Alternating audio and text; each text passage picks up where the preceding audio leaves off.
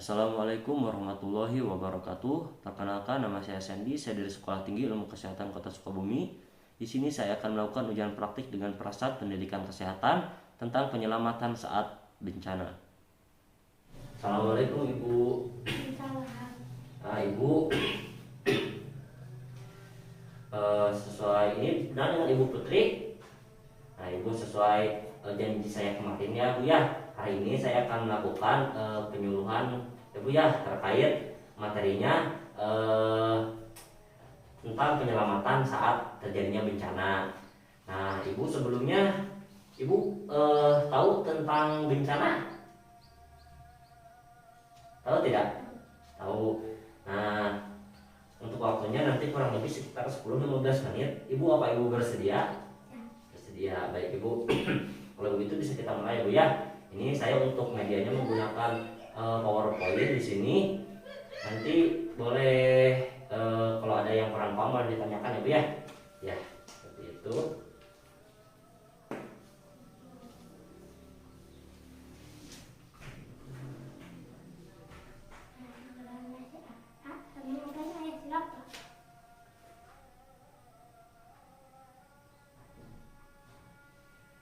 Nah, ya Bu, di sini yang pertama di sini ada bencana ya Bu ya. Pengertian dari bencana itu sendiri, bencana sendiri adalah suatu peristiwa atau kejadian pada suatu daerah yang mengakibatkan kerusakan ekologi, kerugian kehidupan manusia serta memburuknya kesehatan dan pelayanan kesehatan yang bermakna sehingga memerlukan bantuan luar biasa dari pihak luar. Itu dari pengertian bencana ya Bu ya.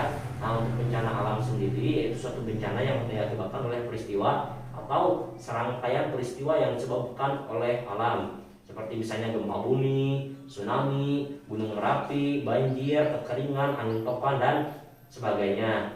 Nah, itu contoh dari bencana alam ya. Nah, sedangkan untuk peristiwa non alam biasanya seperti kegagalan teknologi, seperti misalnya gagalnya modernisasi epidemi wabah penyakit, meledaknya nuklir seperti itu untuk peristiwa non alam ya Bu ya. Nah, selanjutnya di sini ada jenis-jenis bencana ya Bu ya. Nah, jenis bencana di sini ada dua ya Bu ya. Ada bencana alam dan juga non alam. Bencana alam dan juga bencana oleh manusia.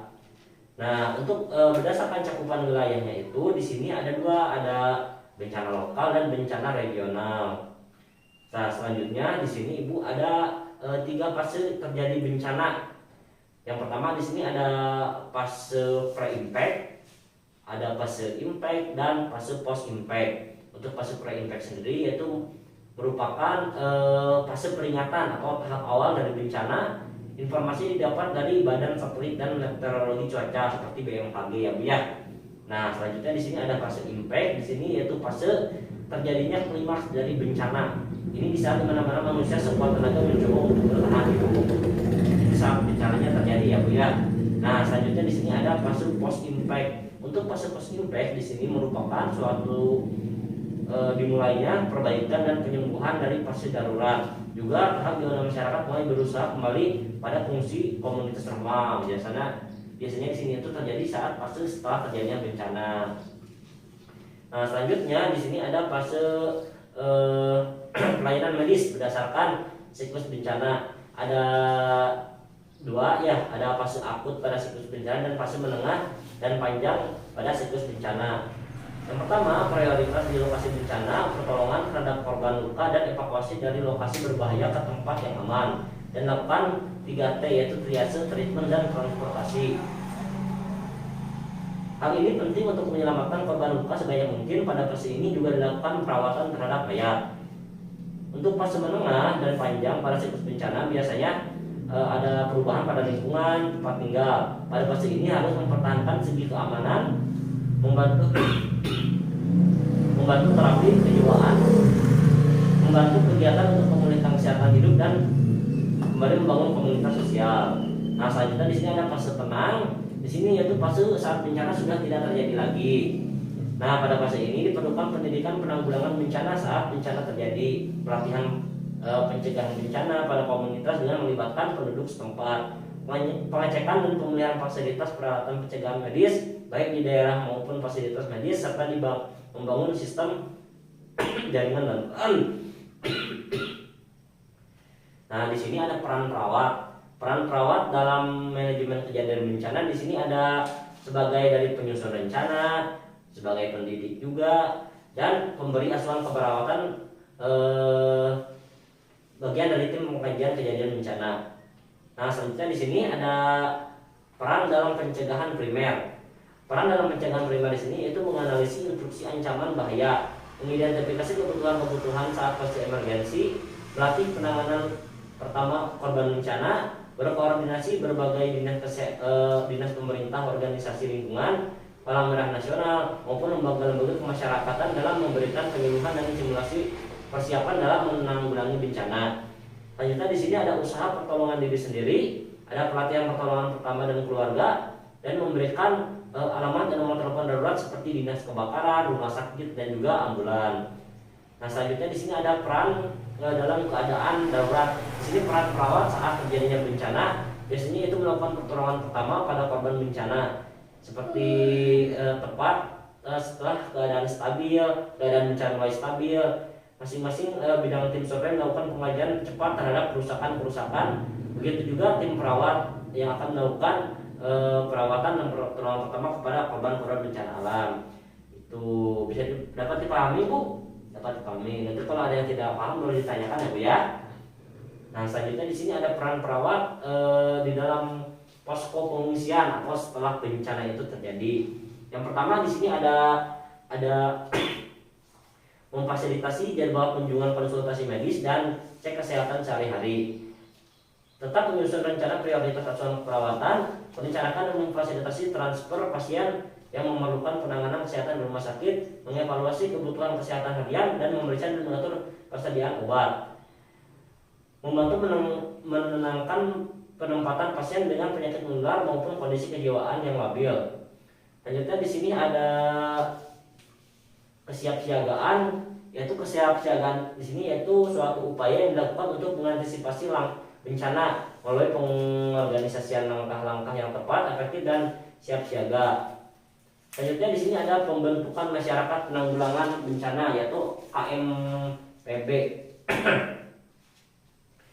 Di sini penanggulangan bencana berbasis masyarakat adalah upaya yang dilakukan oleh anggota masyarakat secara terorganisir baik sebelum, saat, dan sesudah bencana dengan menggunakan sumber daya yang mereka miliki. Di sini ada ancaman-ancaman bencana yang dapat dilihat. Di sini ada geologi seperti gempa bumi, tsunami, letusan gunung Merapi, ada hidro atau meteorologi seperti banjir, tanah longsor, kekeringan, topan, dan badai. Ada bencana biologi seperti hama dan penyakit, kegagalan teknologi seperti kecelakaan industri dan reaktor nuklir, dan ada bencana lingkungan seperti kebakaran, dan bencana sosial seperti konflik sosial. Hal-hal yang perlu dilakukan saat terjadinya bencana, yang pertama ada peringatan dini.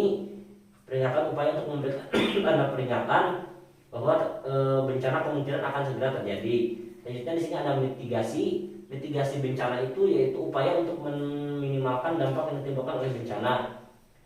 Berikutnya ada pengolahan selama bencana. Yang pertama di sini ada tindakan langsung saat bencana seperti saksi yang mengetahui, bunyikan tanda bahaya, meminta bantuan melalui telepon dan mengutus orang-orang, meminta bantuan dari desa terdekat, dan menghubungi Satpol PP, PMI, polisi, TNI, LSM, dan pemerintah.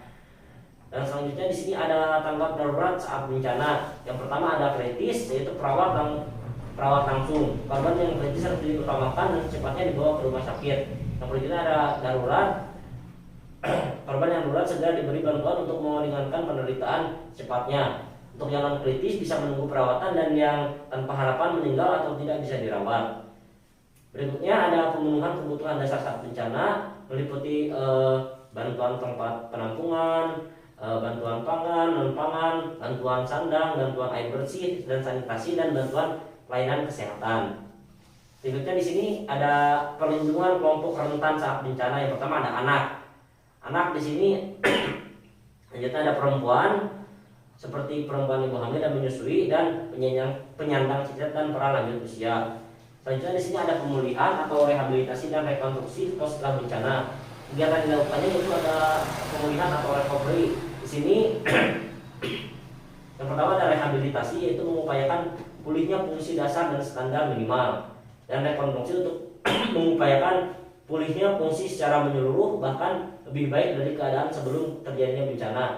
Dalam upaya pemulihan ini harus sudah memasukkan pertimbangan-pertimbangan pengurangan risiko bencana seperti penerapan building code, penetapan lokasi sesuai dengan fungsi lahan, dan menekankan pada pengurangan kerentanan. Nah, itu tadi Ibu terkait penjelasan penyuluhan tentang cara penyelamatan saat bencana. Dapat dipahami Ibu? Bisa dipahami? Nah, baik Ibu. Itu tadi materi yang sudah saya sampaikan. Kurang lebihnya mohon maaf. Ibu sekarang bisa kembali beristirahat dan bisa menyampaikan ke keluarga dan anggota teman-teman yang lainnya. Baik, Ibu, sekarang saya izin pamit dulu ya Bu ya. Kurang lebihnya mohon maaf. Wassalamualaikum warahmatullahi wabarakatuh.